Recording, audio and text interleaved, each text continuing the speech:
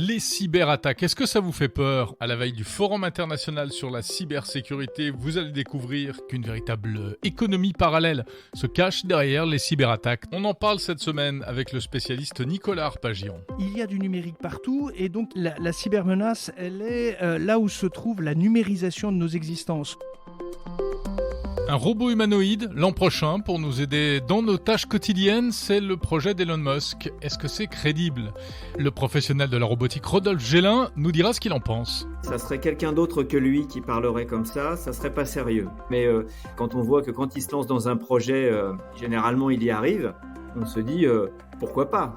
Pourquoi pas ? On creusera la question tout à l'heure avec Rodolphe Gélin. Au sommaire également, on va parler du QR code, cette technologie qui s'offre une nouvelle jeunesse grâce au pass sanitaire. On va parler de la future télé Amazon, de WhatsApp condamné en Irlande, de voitures autonomes aussi. Bref, menu chargé. Voilà, c'est Monde Numérique numéro 12, l'émission qui vous parle du numérique qui vous intéresse et qui vous concerne. Je suis Jérôme Colombin, journaliste spécialiste des technologies. Bienvenue.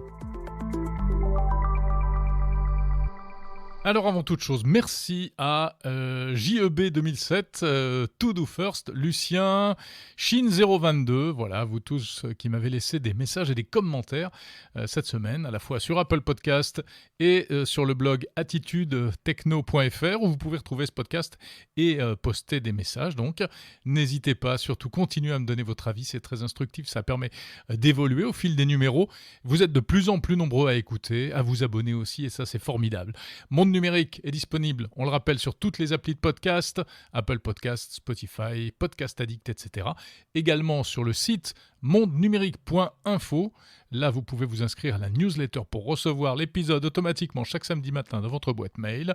Et puis tiens, oui, je ne l'ai pas précisé jusqu'à présent, vous ne le savez peut-être pas, mais cette émission est chapitrée, c'est-à-dire que lorsque vous écoutez, vous pouvez passer d'un chapitre à un autre. Alors, pas partout, mais sur les plateformes Apple Podcast, quand vous êtes sur l'épisode, vous scrollez vers le bas, vous allez voir tous les chapitres. Ça marche aussi sur Android, sur les applis Podcast Addict, Pocket Cast, AntennaPod, Overcast et Castro. Et puis bien sûr également les chapitres sur le site mondenumérique.info. Voilà, on va donc creuser maintenant les sujets que je vous annonçais dans le sommaire. C'est parti pour ce voyage dans le monde numérique.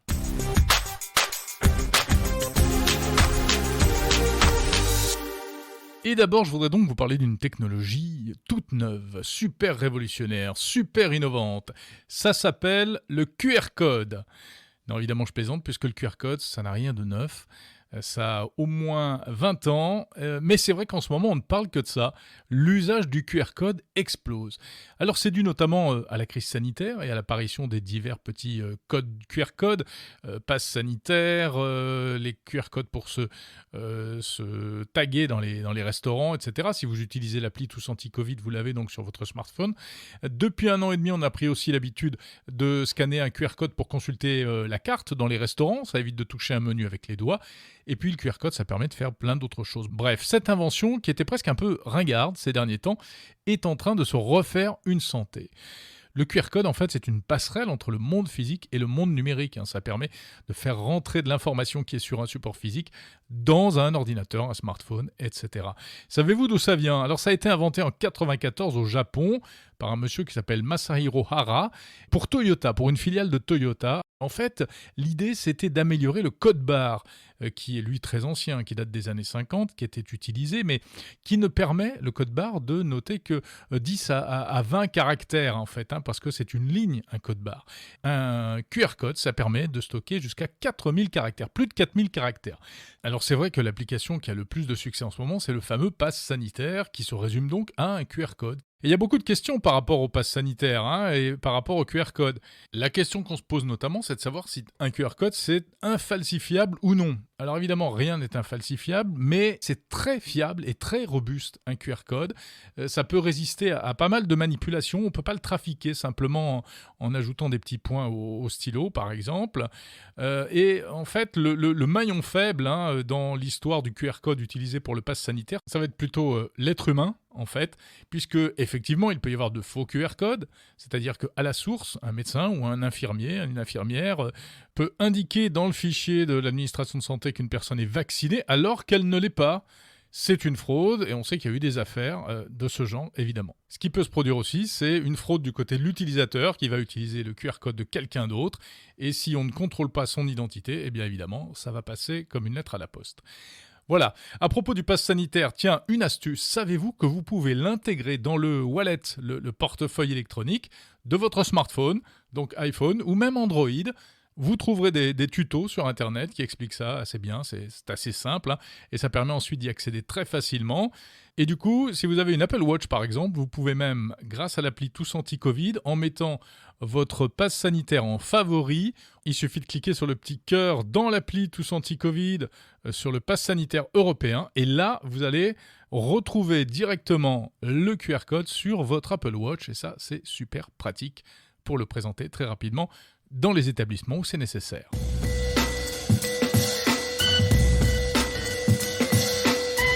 Seriez-vous prêt à acheter un téléviseur de la marque Amazon ? Ce sera possible prochainement aux États-Unis. Selon le site spécialisé Business Insider, le géant américain du e-commerce s'apprête en effet à lancer un téléviseur à écran plat sous sa propre marque. Alors Amazon commercialise déjà des liseuses, des tablettes, des câbles électroniques notamment.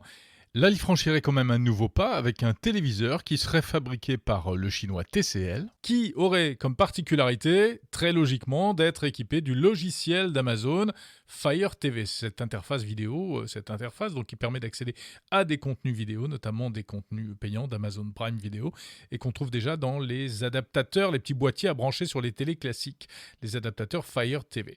Ces téléviseurs Amazon intégreront aussi de manière native l'assistant vocal Alexa, évidemment, puisqu'Alexa appartient à Amazon. Alors Amazon commercialise déjà en fait des téléviseurs sous sa propre marque en Inde, et apparemment les avis sont quand même partagés sur la qualité des produits, donc on espère que ceux qui arriveront aux États-Unis, et peut-être aussi peut-être un jour en Europe, seront de meilleure qualité. «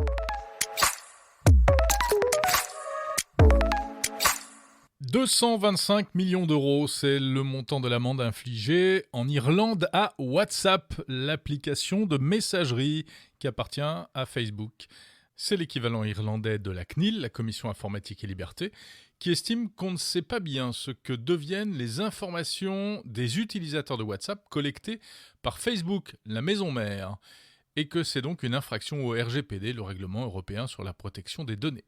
Donc c'est l'Irlande qui ouvre le feu, mais le problème est européen, on le comprend. WhatsApp a réagi, juge ces sanctions tout à fait disproportionnées et annonce son intention de faire appel.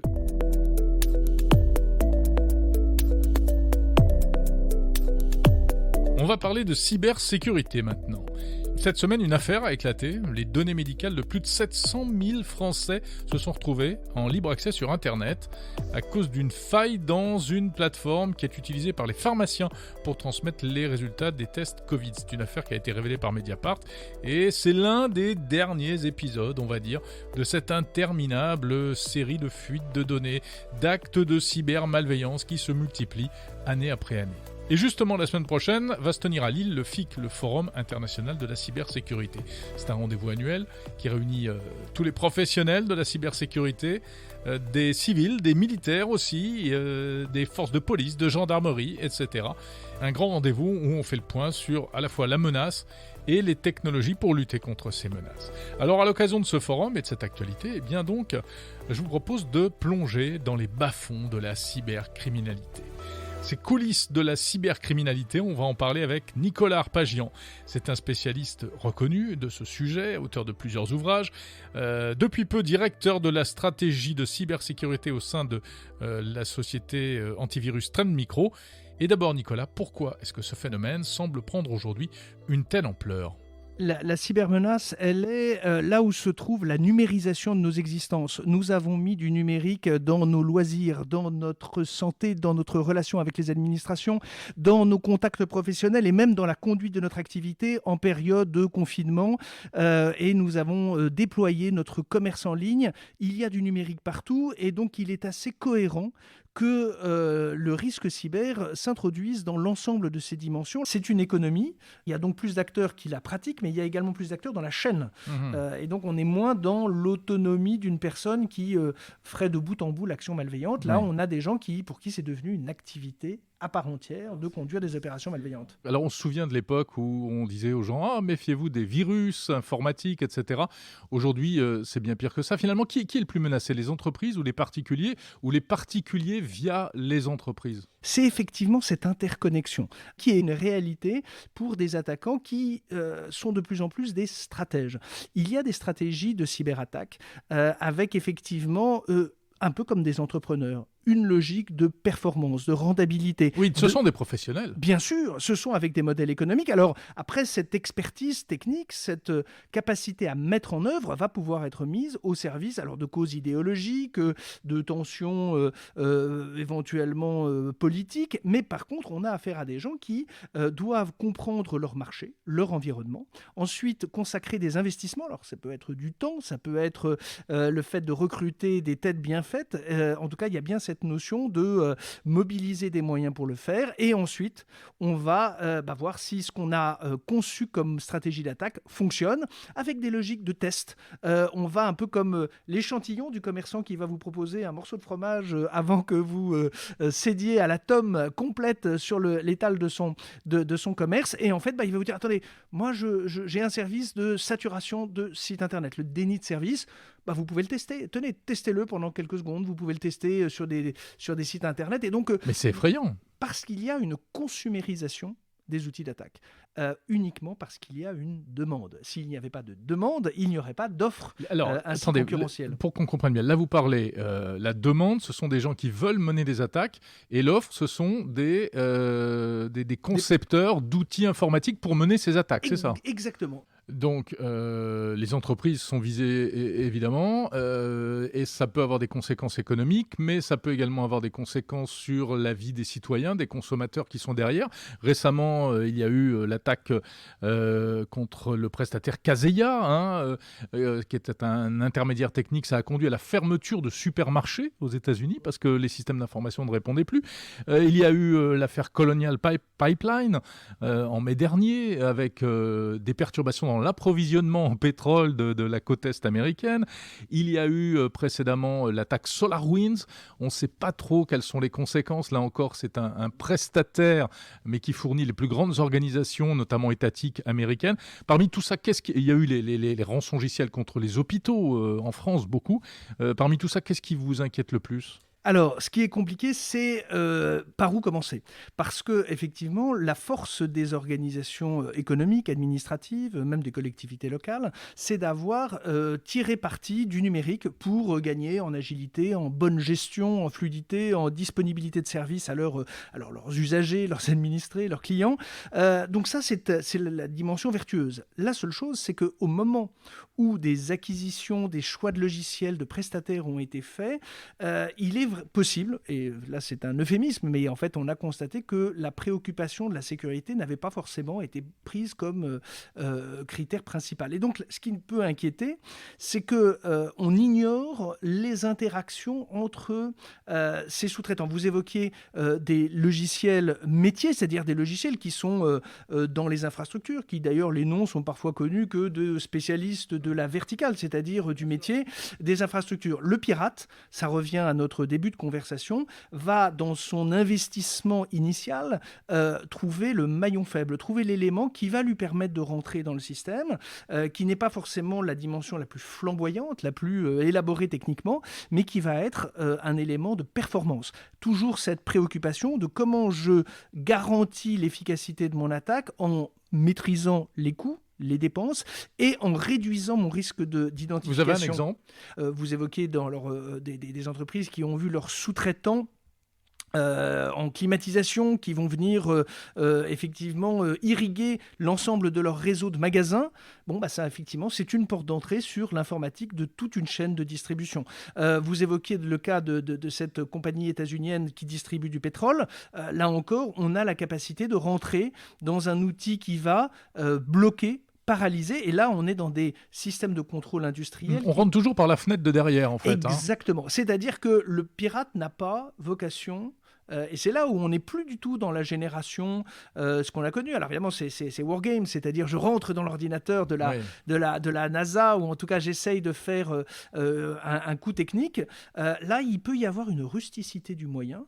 Et c'est la raison pour laquelle, d'ailleurs, ces éditeurs de solutions voient leur responsabilité mise en cause quand à un moment on considère qu'ils ont été défaillants. Alors attendez, ça va empirer où il y a moyen d'enrayer et de résister. Parce que les failles informatiques, ce qu'on appelait communément les bugs, on a l'impression que ça existera toujours finalement dans du code. Ah bien sûr, pourquoi ? Parce que déjà... Donc il y aura toujours des méchants pour exploiter, entre guillemets. Alors en tout cas, il y aura toujours des points de faiblesse. On est dans un domaine où on ne pourra pas vivre dans un monde d'une étanchéité, d'une pureté numérique qui garantirait une constante des services. Par contre, il va falloir se doter de solutions qui vont composer avec l'existant. En général, une entreprise, c'est une histoire technologique, c'est une histoire juridique, d'empilement de sociétés, d'interconnexion, d'ajout de systèmes et où se mêlent des technologies anciennes avec des logiciels récents. Et donc, qu'est-ce qui va se faire ? Une des solutions, c'est déjà de se dire, bon, il faut que je comprenne où j'en suis. L'équivalent du check-up de santé. En technologie, on a ce qu'on va appeler des virtual patching, c'est-à-dire de dire, voilà, on va mettre des pansements virtuels qui vont essayer d'automatiser l'identification de failles qui ont été documentées, parce que gardons à l'esprit que les pirates ne sont pas forcément des innovateurs de génie. Souvent, ils exploitent des failles qui ont été documentées par les éditeurs, mais qui n'ont pas forcément été corrigées par les propriétaires des équipements. C'est terrible, ça. C'est terrible, mais c'est effectivement parce que, et c'est toute la difficulté quand on signale une faille, c'est effectivement l'éditeur est dans une situation temporairement inconfortable. C'est-à-dire qu'il a identifié un point de faiblesse dans son ergonomie, il doit effectivement prévenir ses utilisateurs, tout en ne diffusant pas ourbi et torbi les caractéristiques de la faille en question. Donc on a une période effectivement où il faut du partage d'informations, mais dans un cercle de confiance. Nicolas Arpagian, il y a un boom des rançongiciels, les logiciels qui bloquent l'ordinateur et qui réclament une rançon. Dans les hôpitaux, je le disais tout à l'heure, mais également chez des particuliers, etc. Et la consigne, c'est surtout ne payez pas. C'est bien gentil, mais qu'est-ce que vous dites, vous, à ça ? Alors, la consigne, c'est ne payez pas. D'une part, pourquoi ? Alors, pourquoi est-ce on formule cette recommandation ? La première... Oui, mais c'est comme quand la police dit il ne faut pas payer, je ne sais pas, on a un enlèvement, il ne faut pas payer de rançon. Oui, ça, c'est le point de vue de la police. Alors, mais pour la personne bien qui sûr, veut bien récupérer... sûr. Alors, bien sûr, il s'avère que moi, j'enseigne depuis très longtemps à l'École nationale supérieure de la police et on travaille justement sur l'évolution de cette criminalité par le numérique. C'est de se dire, effectivement, la règle, c'est normal, de dire vous ne devez pas payer. Ça, c'est j'allais dire, c'est le principe naturel. Deuxièmement, pourquoi ? Parce que d'une part, évidemment, ça finance une activité criminelle, à n'en pas douter. Deuxièmement, il faut garder à l'esprit que par cette consumérisation des outils d'attaque que nous évoquions précédemment, cette mise à disposition d'outils, vous avez une quantité de gens qui utilisent des outils d'attaque sans pour autant en maîtriser les tenants et aboutissants. Ce que je veux dire par là, c'est que vous avez, et moi pour avoir travaillé sur des opérations d'attaque dans gestion de crise, dans mes fonctions précédentes, il était très net que l'attaquant ne maîtrisait pas l'outil de chiffrement. C'est-à-dire que il n'était pas bon, quoi. En fait, c'était quelqu'un qui utilisait un outil développé par d'autres, qui pensait-il allait pouvoir être manipulable facilement, et puis il rencontre une infrastructure qui ne correspond pas forcément aux techniques, à l'environnement tel qu'il était prévu. Bref, payer une rançon à ce monsieur ou à cette dame, en fait, n'a aucun intérêt, en tout cas, ne débouchera pas sur la mise à disposition. Parce qu'il est face à des escrocs, donc rien ne dit que... Alors, faute d'être honnête, ils n'ont pas forcément à être loyaux à l'encontre de leurs interlocuteurs. Okay. Alors une fois qu'on a dit ça, il y a des entreprises qui payent parce qu'il y a une vision. Il y a urgence. Il y a urgence, il y a souvent des régimes de responsabilité juridique. On a le cas d'entreprises qui avaient des pénalités de retard dans la conduite de leurs activités vis-à-vis de leurs clients, et en disant, moi j'ai un pirate qui me réclame l'équivalent en crypto-monnaie de 400 000 euros. Moi j'ai auprès de mes clients un total de pénalités de retard si je ne fournis pas mes services en temps et en heure de X millions d'euros. Donc vous voyez, moi après tout, le chef d'entreprise, je mesure mon investissement. Donc, évidemment, dans ce cas-là, je paye. Voilà, la dimension morale, surtout qu'on a, et dans l'analyse des phénomènes criminel, qui est un terrain d'analyse passionnant, on s'est aperçu qu'avant, c'était la même entité qui avait conçu l'attaque et qui l'a déployée. Là, aujourd'hui, nous avons affaire à des logiques pyramidale avec des commanditaires, des sous-traitants, des fournisseurs, des éditeurs de solutions en quelque sorte de piratage, avec des gens qui vont fournir des services annexes, des call centers pour relancer les victimes, des gens qui vont proposer des campagnes de marketing pour dire effectivement si vous procédez à X attaque, vous aurez droit à un discount. Vous avez l'équivalent de cartes de fidélité. Enfin, il y a et puis des gens qui font de la promotion et qui demandent d'ailleurs que sur leur compte sur les réseaux sociaux, si vous pouviez mettre un like ou un commentaire positif, ça les aiderait dans leur commerce. Par contre, vous avez également des activités criminelles qui n'ont pas vocation à durer. C'est-à-dire qu'un pirate est un opportuniste, il fait ça le temps où ça marche, et à partir du moment où ça devient suffisamment lucratif, il change d'activité. Donc effectivement, on a tout cet écosystème qui est particulièrement, et c'est pour ça qu'il est très intéressant et important d'avoir des analystes, des experts dans les entreprises qui connaissent et qui comprennent cette géopolitique en quelque sorte de la criminalité Oui, parce que numérisée. c'est ça qu'il faut faire tomber finalement. C'est comme le trafic de drogue. Voilà, et c'est pour ça. Alors, bon, aujourd'hui, un dirigeant d'une collectivité, d'une administration, ne peut pas ignorer le phénomène. Donc la question maintenant, c'est comment je me mets en position. Je ne pourrais pas empêcher l'attaque de rançongiciel. Je ne pourrais pas empêcher l'attaque. Comment je me mets en position de réduire les effets de celle-ci. Merci Nicolas Arpagian, spécialiste de la cybersécurité chez Trend Micro. Et pour ceux que ce sujet intéresse, eh bien, comme les semaines précédentes, je vous mets un petit bonus, en fait un gros bonus. C'est l'interview intégrale de Nicolas Arpagian sur le fil Monde Numérique, c'est-à-dire dans votre appli de podcast ou sur le site mondenumérique.info.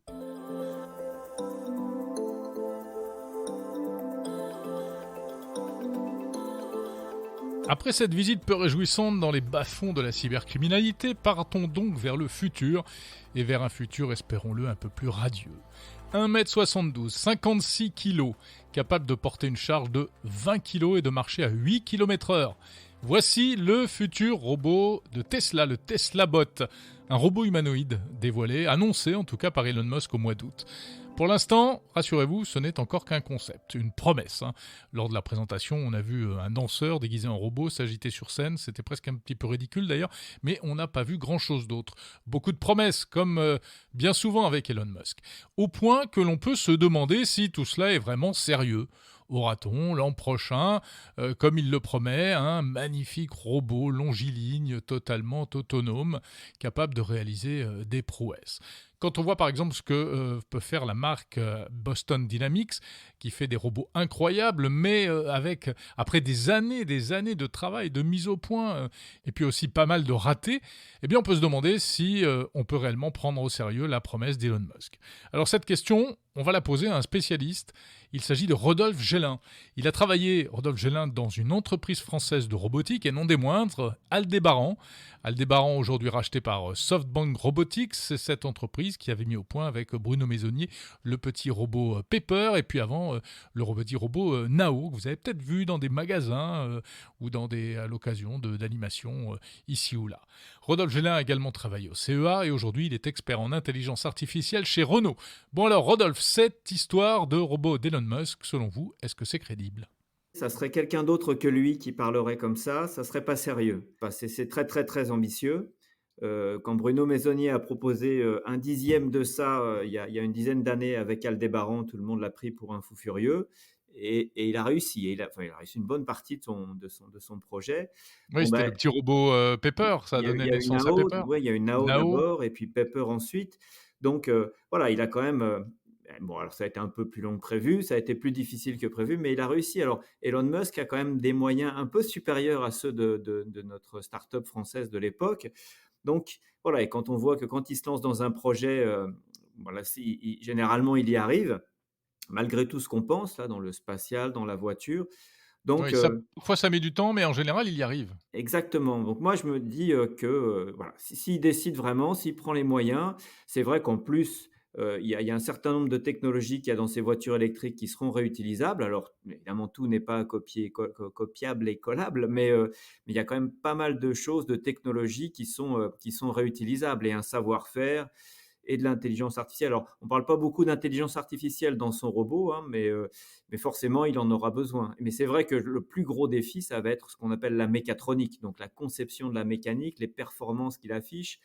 Voilà, et tout ce qu'il affiche. Alors, quand on voit les dernières vidéos d'Atlas, de Boston Dynamics, on se dit pourquoi pas ? Voilà, Boston Dynamics fait des trucs tellement incroyables que, lui, bon, les performances du robot qu'il propose sont en dessous et Mmh. donc, bon, pourquoi pas? Avec, s'il Oui. rachète, par exemple, des expertises chez Boston Dynamics, chez des gens qui ont fait déjà une bonne expérience en robotique humanoïde, bon, bah, pourquoi Ouais, pas, hein? pourquoi pas? Oui, le robot de Boston Dynamics, on le voit, faire des pirouettes, des saltos arrière, c'est assez incroyable, mais il est énorme en même temps ce robot. Voilà. Alors que le concept présenté par Elon Musk, ressemble beaucoup plus au iRobot, hein, au robot du film iRobot. Il est élancé, mince, et cetera. Est-ce que c'est réaliste, ne serait-ce qu'en termes de design?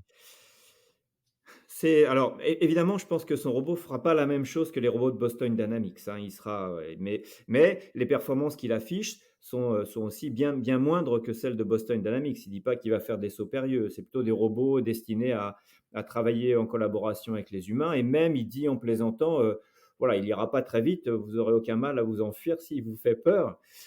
Donc il y a voilà, il y a vraiment un positionnement en termes de performance pure en dessous de Boston Dynamics. Le défi est énorme. Quelles sont les difficultés précisément pour faire un robot humanoïde, Rodolphe Gélin? La grande difficulté, c'est le dimensionnement moteur, en fait. C'est-à-dire, vous voyez, si vous voulez un robot qui est assez puissant, vous allez mettre des gros moteurs. Pour dimensionner les moteurs, vous avez essayé d'évaluer le poids du robot pour avoir les moteurs qui permettent de soulever son poids. Et puis quand vous allez trouver les bons moteurs, ils sont lourds les moteurs et du coup, vous allez dépasser le poids que vous aviez prévu pour votre robot qui devait faire, je sais pas 56 kilos en l'occurrence et donc ça, il sera plus gros et donc il faudra des plus gros moteurs et puis c'est une espèce de spirale, vers le gros, vers le grand qui font que, bah, voilà, le robot Atlas, de Boston Dynamics, il est énorme en effet. Ouais, c'est ça qui va être à mon avis le plus difficile, obtenir les performances qu'il veut tout en maintenant une consommation. Il y a aussi le problème de la consommation électrique qui va être énorme, hein. Si pour un robot comme celui-là, il n'y a pas beaucoup de place pour mettre de la batterie. Vous voyez que dans les voitures électriques, la batterie, c'est la grosse charge, c'est ce qui prend le plus de place.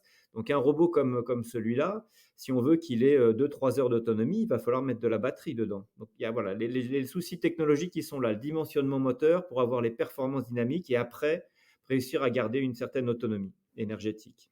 Et alors le déplacement, l'équilibre du robot, parce que c'est pas facile de faire un robot qui tient sur 2 pattes et qui se déplace?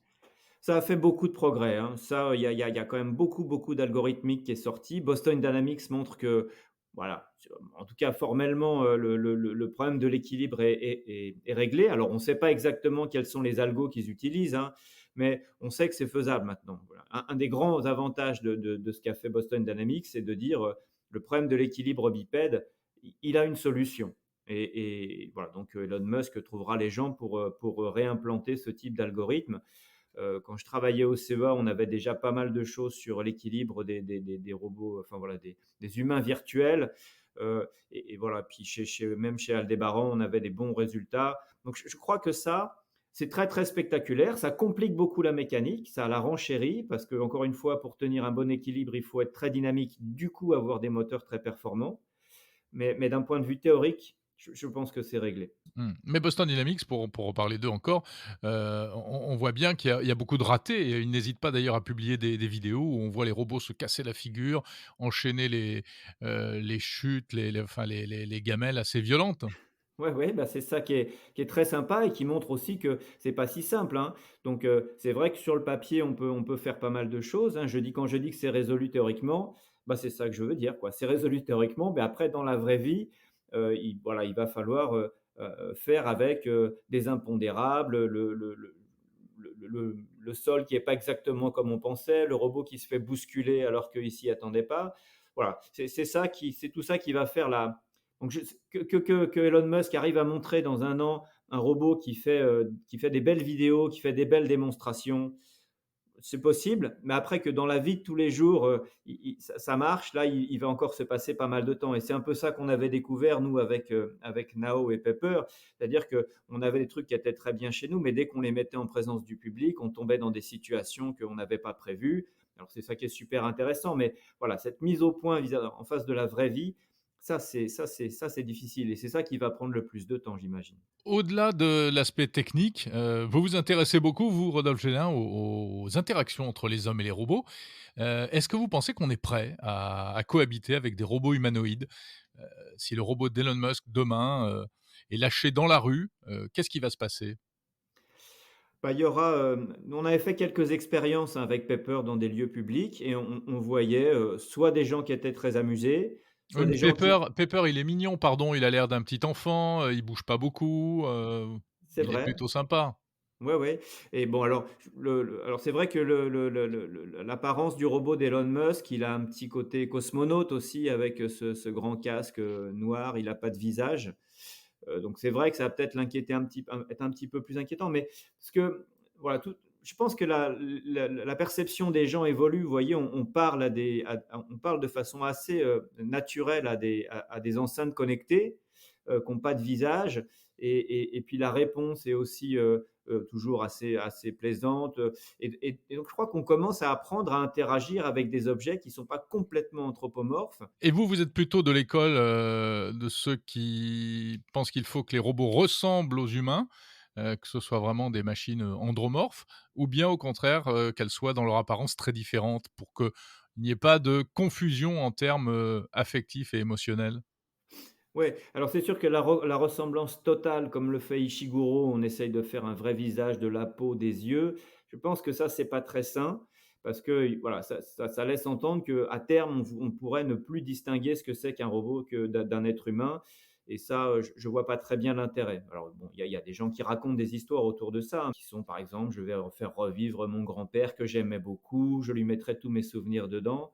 Bon, je suis pas, je suis pas sûr qu'il y ait un Mmh. marché énorme, là-dessus et que les gens, vraiment s'attachent à ça. Après un truc, qu'on essayait quand même pas mal d'expliquer, c'est que comme si on veut que le robot interagisse dans le même environnement que nous, qui est un environnement qui est fait pour les humains, avec des poignées de porte, avec des marches, bon, bah, il y a quand même pas mal de contraintes sur la forme humanoïde pour que le robot s'intègre dans le même environnement que nous. Vous voyez, s'il a pas de main pour ouvrir les portes, pour appuyer sur les boutons d'ascenseur, en attendant que tout ça soit complètement connecté, il y aura un petit problème d'intégration dans notre environnement. Eh oui, bien sûr. Il faut finalement qu'il ressemble à un humain pour être, utile et aussi, performant qu'un humain dans notre environnement. Oui, oui, c'est ça. Vous voyez, il y a moi j'adore le film Star Wars et quand on voit les 2 robots R2-D2 et C3PO, là, les 2 robots historiques, alors je sais plus Mmh. très bien où ils en sont dans les versions actuelles, mais voilà, il y en a un qui est clairement humanoïde et l'autre qui l'est clairement pas du tout et c'est, voilà, c'est une réflexion qui est assez intéressante sur, est-ce que la forme humanoïde est nécessaire? Et on voit que le pauvre R2-D2, enfin moi je le dis le pauvre parce que voilà, justement on l'a pas doté de mains, de pieds, de jambes et donc, s'extraire du chasseur X, c'est l'enfer pour lui. Il faut une grue, il faut enfin, voilà, donc Eh oui. tout est plus compliqué pour un robot qui est pas humanoïde, mais d'un point de vue, voilà, vie quotidienne. Alors qu'en revanche, 6PO, qui lui est plutôt un gars qui doit bosser dans un bureau à faire de la traduction, lui, il a beaucoup moins besoin de ses bras et de ses jambes et d'ailleurs on voit qu'il s'en sert assez mal. C'est assez curieux. What mission? What are you talking about? I've just about had enough of you. You'll be malfunctioning within a day, you nearsighted scrap pile.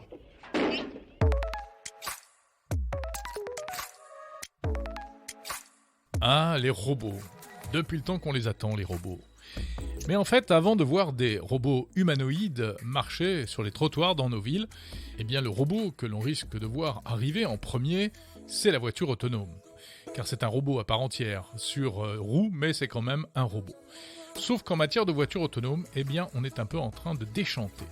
Et oui, d'abord, les constructeurs sont en train de se rendre compte qu'il sera probablement très difficile de faire rouler une voiture entièrement autonome dans nos villes, notamment en Europe, où la circulation est complexe. Parfois, elle fait appel à la logique de l'automobiliste, qui n'est pas forcément celle du robot. Et puis ensuite, ce qui n'est pas très réjouissant, c'est que la voiture autonome pourrait bien ne servir à rien en matière d'amélioration de l'environnement. Et oui, c'est une étude qui a été publiée cette semaine, une étude conjointe de Harvard et du MIT, qui montre que les futures flottes de voitures autonomes partagées seront peut-être plus polluantes que les voitures thermiques actuelles. Parce que quand on parle de voitures autonomes, de plus en plus, on parle de ne pas nécessairement posséder son propre véhicule, mais d'utiliser des véhicules en libre service. Sauf que selon cette étude, donc du MIT et de Harvard, qui vient d'ailleurs corroborer une autre étude française de La Fabrique écologique, qui était parue en mars dernier, eh bien l'impact écologique ne serait pas très bon. Pourquoi ? Parce que, alors, ce sont pourtant des véhicules électriques, mais on craint un véritable effet rebond, c'est-à-dire que si la promesse est tenue, ce sera tellement confortable, tellement plus agréable que les transports en commun notamment. Cela va encourager les gens à se déplacer de plus en plus en voiture. Et donc cela va augmenter le trafic. Et même s'il s'agit de véhicules électriques qui polluent moins forcément, eh bien leur impact environnemental n'est pas neutre, n'est pas nul bien entendu. Et donc au global, selon ces études, ça polluera plus. Sans compter le poids environnemental à la conception du véhicule, puisqu'il devra être bardé de batteries, de capteurs, etc. Les véhicules électriques sont plus lourds. Et en plus, ce sera même gourmand en communication, en ressources télécom, la 5G, etc. Donc, le bilan ne serait pas très bon. Tout cela n'est pas très réjouissant. On peut peut-être espérer qu'il y ait encore des améliorations technologiques dans les années à venir, et puis on peut peut-être espérer aussi que nos habitudes évoluent, car finalement, est-ce qu'on ne va pas se déplacer de moins en moins dans le futur ? Limiter peut-être certains déplacements inutiles, on en a pris l'habitude avec la crise sanitaire, avec le télétravail. Espérons que ce sera un phénomène qui permettra peut-être de compenser cet effet négatif de la voiture autonome.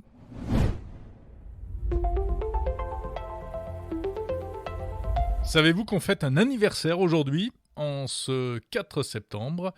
Ce sont les 23 ans de la création de Google. Bon, c'est pas un anniversaire rond, 23 ans.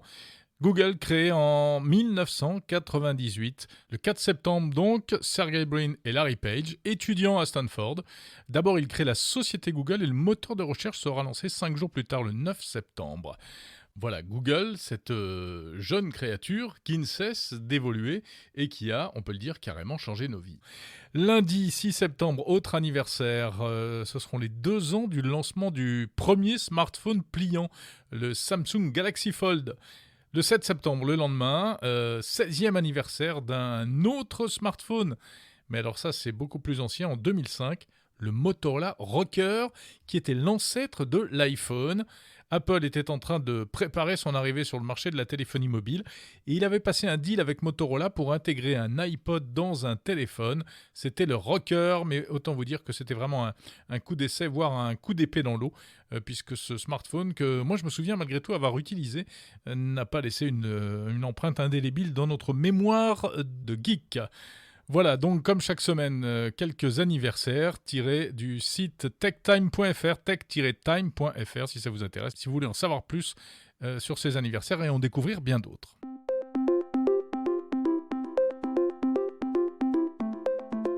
C'est fini pour Monde Numérique numéro 12. Merci d'avoir écouté cette émission. On se retrouve samedi prochain, comme chaque semaine. On découvrira une start-up française qui a mis au point un système étonnant pour prédire l'arrivée de la pluie. Ça a l'air de rien comme ça, mais en fait, vous allez voir que c'est super innovant. N'hésitez pas, comme d'habitude, à m'envoyer des messages, des commentaires, soit sur la plateforme Apple Podcast, soit sur mon blog attitudetechno.fr, attitude-techno.fr, qui reprend chaque épisode du podcast, avec sous chaque épisode un espace vraiment pour poster de longs messages et je vous répondrai, ou bien encore sur les réseaux sociaux, notamment Twitter. Voilà, et puis si vous voulez vous abonner à la newsletter pour recevoir chaque samedi matin à 8h Monde Numérique dans votre boîte mail, là c'est sur un autre site, c'est sur mondenumérique.info. Ouais, je sais, ça fait beaucoup de sites, mais on essaiera plus tard d'uniformiser un peu tout ça. Voilà, en tout cas, faites-moi vos retours, n'hésitez pas, donnez-moi des idées de sujets également, et puis les petits commentaires sur Apple Podcast sont très utiles pour permettre aux autres personnes qui passent par là de savoir de quoi il s'agit et éventuellement de s'abonner. Je vous remercie, je vous salue, à samedi prochain.